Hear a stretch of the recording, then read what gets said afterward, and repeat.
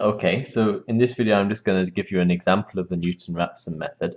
So if you remember what that method is, this is the slide from the first video. It's a method to solve some function of x equals 0. And the way it works is you guess a point where you think the function is equal to 0. And if your guess is bad, then you can improve it by taking the tangent line at that point and seeing where the tangent line is equal to 0. And if you want to get a better guess, then you can iteratively, so repeatedly, make a new tangent line and get a new point, and you can continue until you get the accuracy you desire. Okay. So in the introductory video, I said one of the functions you can use this method on is this one, x plus e to the x equals 0, because this is an equation you can't solve exactly. So I want to show you how that works now.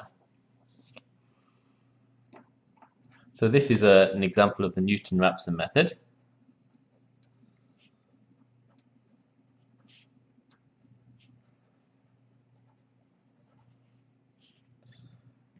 So solve x plus e to the x equals 0. Okay, so the formula we need to use is that an plus 1 is equal to an minus f of an of f prime of an. Okay, so n just labels how many guesses you made. So a0 is a1 is the first guess, a2 is the second guess, and so on.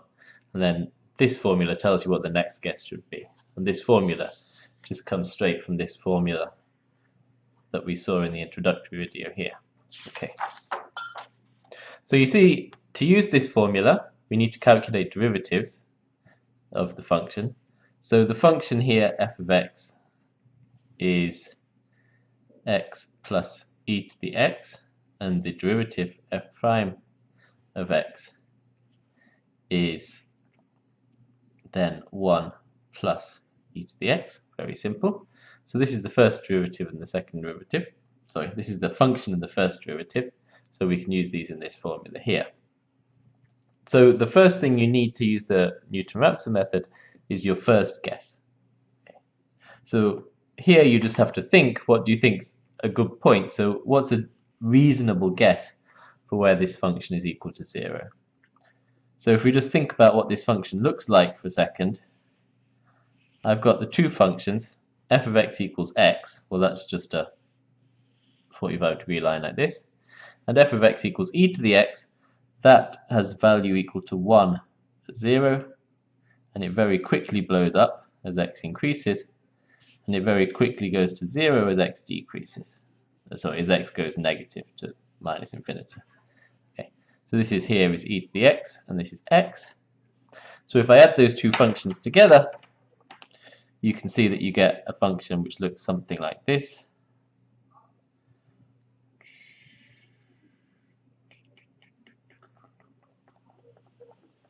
Something like that. Okay. So you can see that this function does indeed have a point where it is equal to 0. It's negative, but it's fairly close to 0. Okay, this is 0 here, the gradient of here is 2, so this point here is quite close to 0. So I'm going to take my first guess,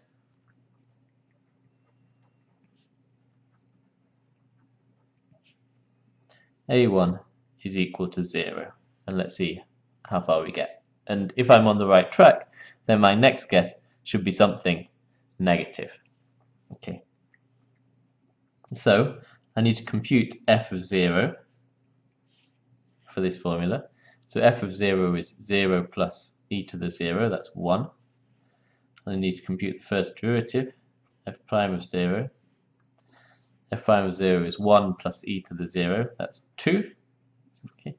So therefore, my next guess, a2, is equal to a1 minus f a1 divided by f prime a1. So this is 0 minus 1 divided by 2, which is minus 0.5. Okay. So I've got a guess, minus 0.5, which is hopefully an improvement on my first guess. Okay. So you can check if it's an improvement or not just by calculating the value on a calculator. So at x equals 0 we have the value of 1. What if x equals minus 0.5? Then we get minus 0.5 plus minus 0.5 e to the x 0.1, 0.10. Okay, so we have definitely made an improvement. Our first guess had the function value 1, and our second guess has the function value 0.1. So we've got much better.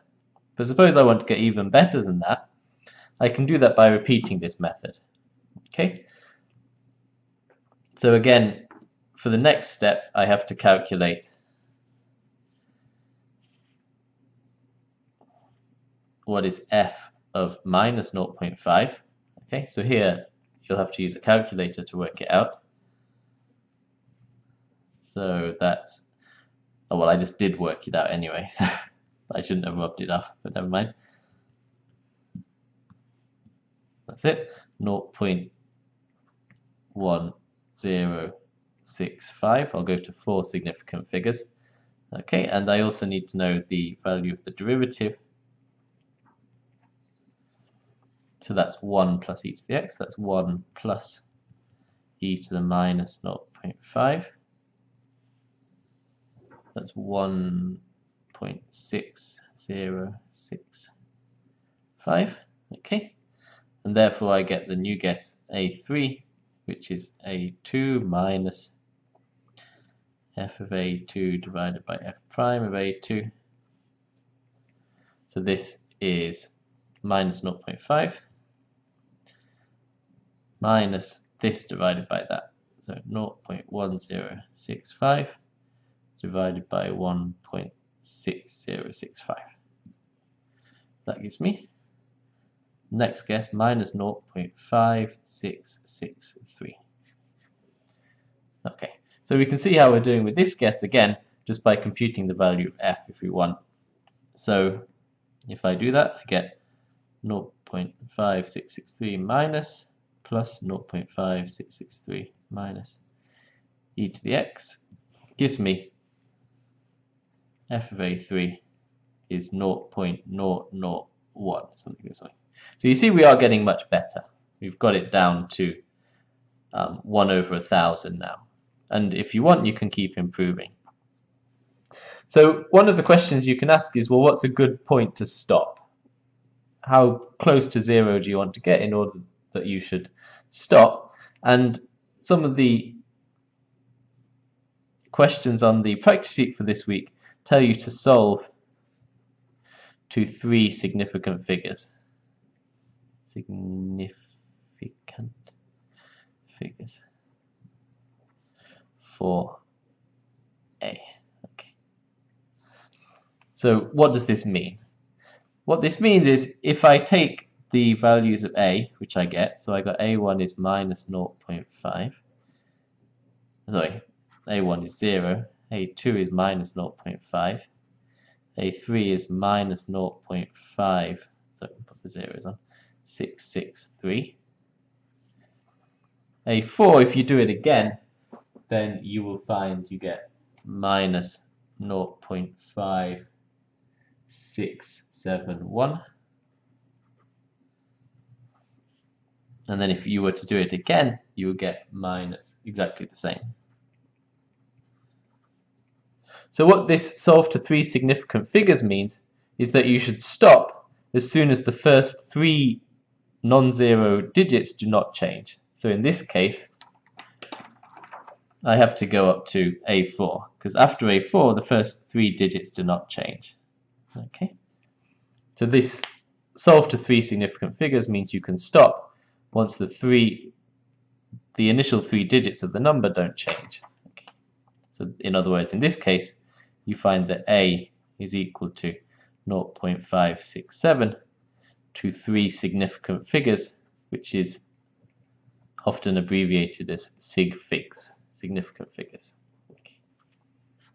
So that would be the answer here. Okay.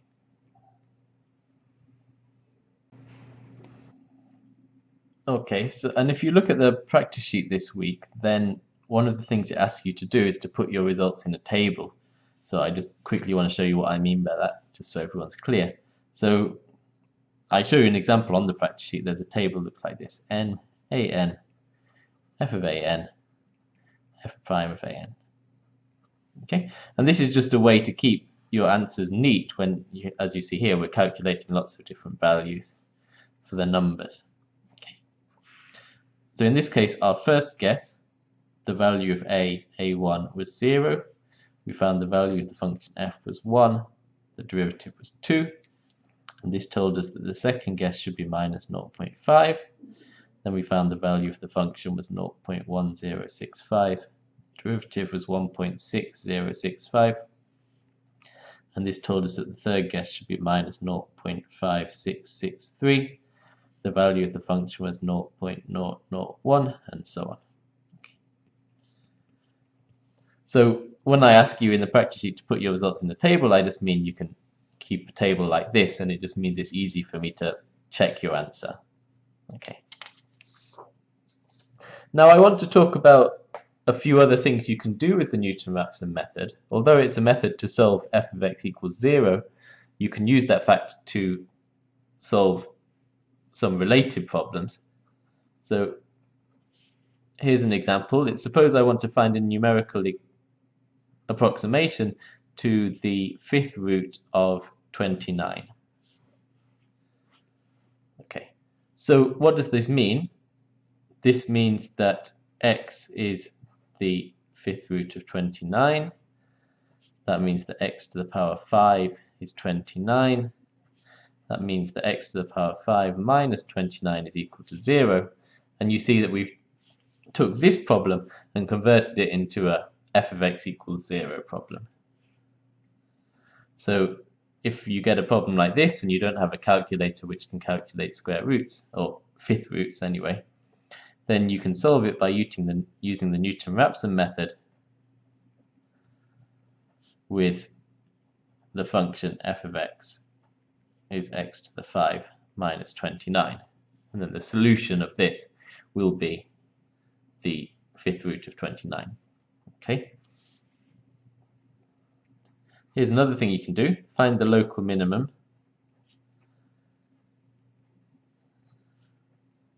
of the function x squared plus e to the x. Okay.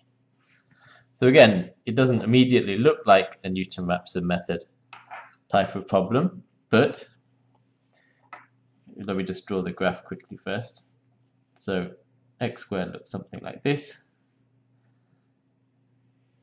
and then e to the x when x is positive quickly blows up, so you get something like this.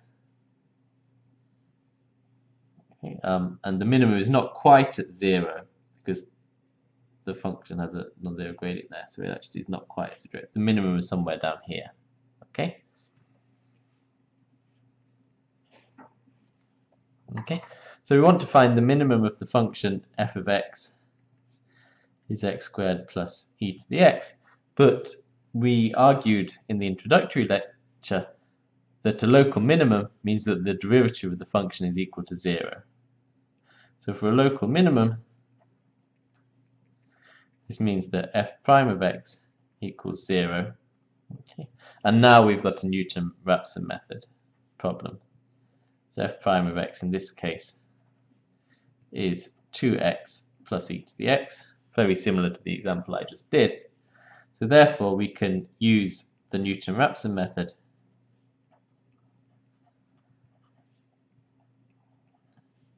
with, instead of using f of x, just use f prime of x. Okay, and in this way you can find an approximation for the local minimum of the function. Okay, and on the practice sheet you will see some examples like this, where you have to rearrange the problem a bit to get it in the form f of x equals 0. Okay. Finally, I want to give some words of warning about using the Newton-Rhapson method. Sometimes some things can go wrong. Okay, the Newton-Rhapson method does not always work. And there are two particular examples where it might not work. So the Newton-Rhapson method might not work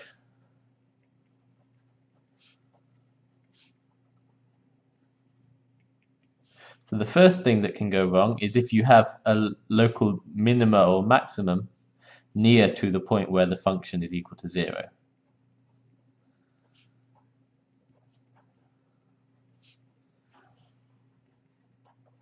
So I think these are best illustrated with just some graphical explanations. So let's do this one.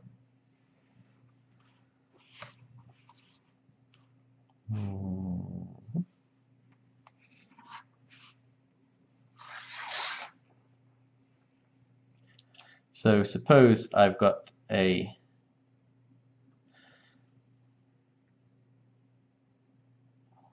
function which looks like this.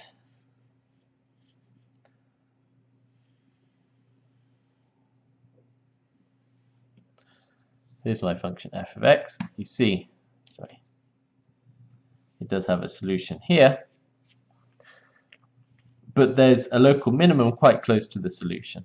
And if you guess too badly, then you're in trouble. If you guess here, then you're okay, because I get here, I take the tangent line to here, and I very quickly get the right answer. But if you were to guess just the wrong side of the local maximum here, then you see that the Newton-Rhapson method will send you the wrong way. If I start here, at my point A1, my first guess, which was a bad guess, then you'll see that the tangent line is actually sending me the wrong way, down here. And then the next tangent line here is sending me down here. So this is A2 here, this is A3 here. And again, take the tangent line now here. A4 over here. So you can see that the Newton-Rhapson method is not converging to the right answer. It's just bouncing around the local minimum. So if you've got a local minimum, local maximum, and you guess on the wrong side, then you may well not converge to the answer. That's one thing which can go wrong.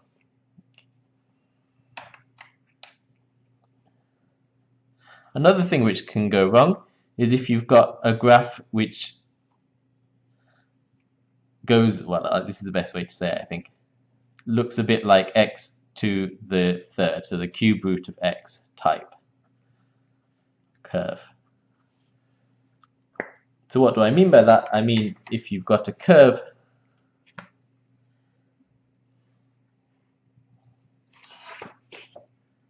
where, as it goes through 0, the gradient is steepest at the point where it's equal to 0, and then the gradient gets less steep on either side. If you've got a graph which looks something like this, then you can be in trouble. So let's see why.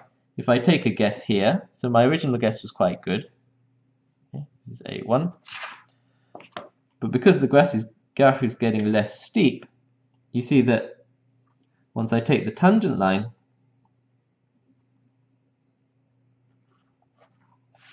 I guess a point which has not really got me any closer. Okay, and if I do the same again, so I go up here and I take the tangent line at this point, well, as I've drawn it here, you can see I just go back more or less to where I started. So if I try and do the Newton-Rhapson method with this graph, I'll start here, I'll go to here, then back to here, then back to there. I may converge very slowly, or I may even diverge. So depending upon just how steep this rate of change is here, you can actually get further and further and further away. Okay? Or you can get closer together, but it may be very, very slow convergence. So that's another thing that can cause trouble. Okay, there's a final thing I want to talk about which is not directly connected to the Newton-Rhapson method, but I know that in this part of the class a lot of students make this mistake, so I want to bring it up here. If I've got a function f of x which is involving trigonometrical functions, so it's got a sine or a cos or a tangent in it, and I then say that the derivative of this function is, in this case, well, cos x, this is only true if the value of x is in radians. So the point I want to stress is that this is only true x is measured in radians. So that means that radians you're familiar with, of course. Here's a circle. This much of a circle is pi by 2. This much of a circle is pi, and all the way around is 2 pi as a unit of angle. Now, if you choose this unit of angle, then the derivative of sine is equal to cos. However, if you are measuring x in degrees, then the derivative of sine x in degrees is not equal to cos x in degrees. And the reason for this is quite simple to understand, as long as you remember what the definition of gradient is, the definition of derivative is. So if I draw then the graph of x, sine x,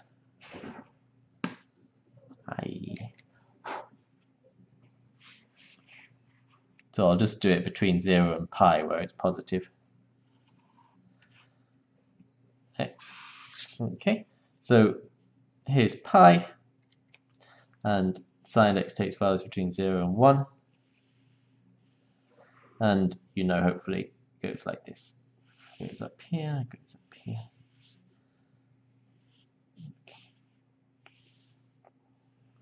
Okay, so I haven't drawn it perfectly, but you know, you get the idea. This is the graph of sine x.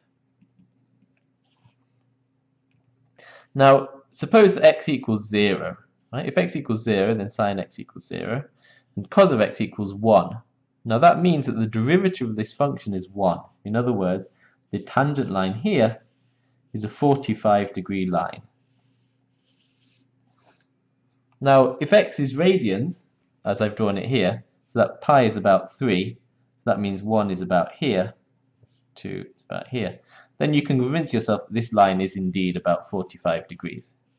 Well, as I've drawn it with skewed axes, but you know, you can convince yourself that the gradient here is about equal to 1. Right, that's fine. But if I were to measure x in degrees, so let me put an r here to show me that this is the sine function when I'm using radians. If I'm using x in degrees, then you know, sine of 3 degrees is still a very small number. It's about 0.05. So the function sine in degrees looks something like this. You know, it's very, very slowly increasing. So this is sine dx, so the sine function in degrees. And you can see that there's no way that this function has a gradient of 1 at 0. Right? The angle here is very, very small. So if you want to say that the derivative of sine x is cos x, that means at 0, the graph has an angle of 45 degrees, a gradient of 1. That's only true if you measure it in radians. If you measure it in degrees, it's completely nonsense to say that. Now you can work out exactly how much nonsense it is because there's a relationship between radians and degrees, namely sine in degrees of x. So if x is measured in degrees, then this is equal to the radian function of x divided by 360 times 2 pi.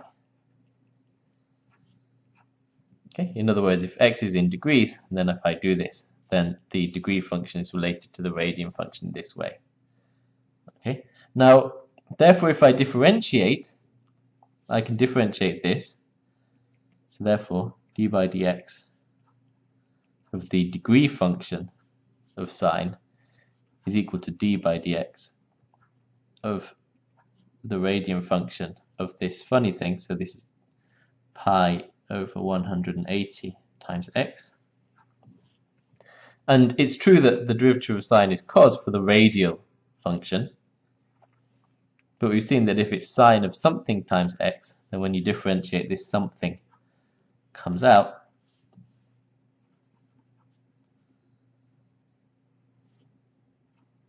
So differentiating gives me that. And then again, this is just the cos function in degrees.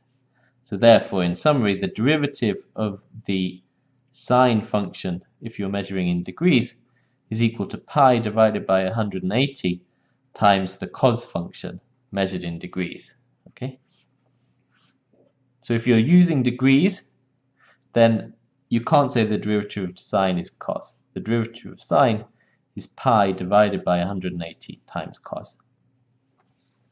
So if you're solving these problems, and there are some Newton-Rhapson method problems on the sheet where I ask you to solve it for sine of x or cos of x, you must make sure your calculator is in radians, because it's only in radians that the derivative of sine is cos and the derivative of cos is minus sine. If you're using degrees, well, you can do it by using this factor here I've just proved, but it's better just to forget about degrees and only use radians when you're using trigonometric functions in calculus. Okay.